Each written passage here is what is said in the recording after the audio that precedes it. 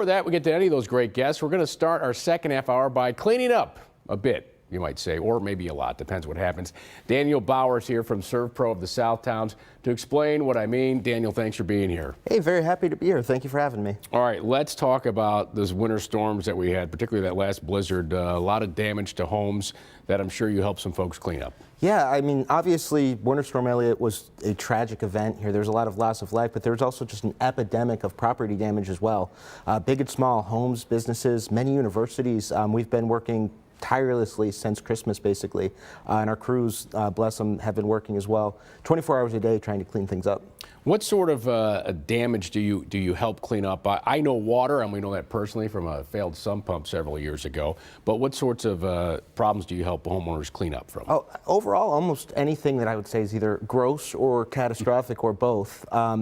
Recently with the storm, we saw a ton of burst pipes. The chilling temperatures, the high winds allowed things to freeze that normally you would think would be pretty safe from the winter cold, and that caused all sorts of problems from 5, 6 floors of damage at a local university to just people in their homes who are now displaced until we're able to get out there and help them. Yeah, when it comes to a burst pipe or any type of water that gets in the home, how quickly can that 4-letter word form, mold? Well, I can't speak exactly to that because I'm not a certified mold assessor, but we would call it SMG, suspected microbial growth. Generally, the window you're looking at is about 72 hours. If you're able to deal with that water within that 72-hour window, you should be free and clear. I put an asterisk next to that. Water can be a strange thing, but that's why it's so important for people to call us immediately when they do have an issue. We're able to respond usually within an hour, certainly a max of 4 hours, and deal with that, stabilize that environment, and prevent any real secondary damage from occurring. Yeah, that 24/7 response team that you have, that's, time is of the essence when you see some damage. What are some other tips you can give homeowners when they see water damage or other damage that occurred that you talked about? The best advice I can give anyone is that safety should be your paramount concern. There's no reason to go into a space that's unsafe, be it the ceiling sagging, maybe there's an issue with electrical equipment. There's no reason to put yourself in danger. Bricks and sticks can be fixed. Your safety, your health, the health of your workers if you own a business, that should be your top concern, and call immediately, get help.